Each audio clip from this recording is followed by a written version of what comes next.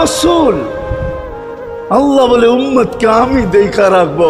জিবরিল বলতেছে ইন্নাল্লাহ ইয়ান্তাযিরুক, আল্লাহ আপনার অপেক্ষা করতেছে। উর্দু জগতে খুশির বন্যা বইতেছে। কেন? সব নাচতেছে উর্দু জগতে, এমনকি আরশ পর্যন্ত ঝুমতেছে। হাবিব ইউসিলুল হাবিব, আজকে বন্ধু বন্ধুর কাছে চিরদিনের জন্য চলে আসবে।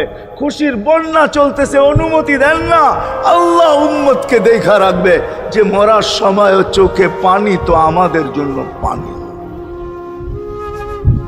চলেন শেষটা শুনায়া দিয়া শেষ করতেছি। লম্বা হাদিস আমি শর্ট করতেছি, তাহকিক উলামা একরাম করে নিয়েন, আমি শুনায়া দিয়া যেতেছি আপনাদেরকে। নফকা দুইটা হবে। প্রথমটাকে বলে কিয়ামতের জন্য, দুইবার সিংহায় ফু হবে। একবার ধ্বংসের জন্য, দ্বিতীয়টা হবে নফকাতুন নুশুর বলে এটাকে।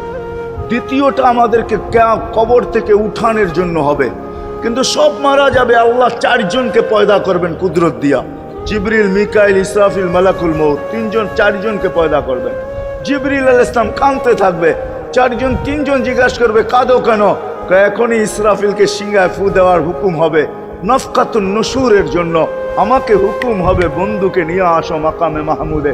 আমি মৃত্যুর পরে ভুলে গেছি ওনার কবর কোথায়। তিনজন বলবে জমিনকে জিজ্ঞাসা করো, তো জমিনকে জিজ্ঞাসা করবে, জমিন বলবে কাদ দাক্কানি আল্লাহু দাক্কা ফানাসিতু। প্রথম সিংহায় ফুতে আল্লাহ এরকম ছানছেন, আমিও ভুলে গেছি রাখছি কোথায়। অনেক সময় হয় জিনিস যাবে খুঁজতেছে সারা ঘরে, ঠিক না?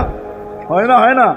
হ্যাঁ, জিনিস জ্যাবের ভিতরে, পকেটের ভিতরে, কিন্তু খুঁজতেছে সারা ঘরে খুঁজতেছে। পরে পকেটে হাত দিয়া যখন দেখে পাইছে, তো জিহ্বায় কামড় দিয়ে আসতে বেরিয়ে যায়, কেননা গর্ত গরম করে ফেলছিল। এখন গড়ালড়া পাইলে উল্টা এর উপরে গরম হবে, ঠিক না? রাখছো পকেটে, খোঁজো আমাদের কাছে, ঠিক না? আর কাম পাও না।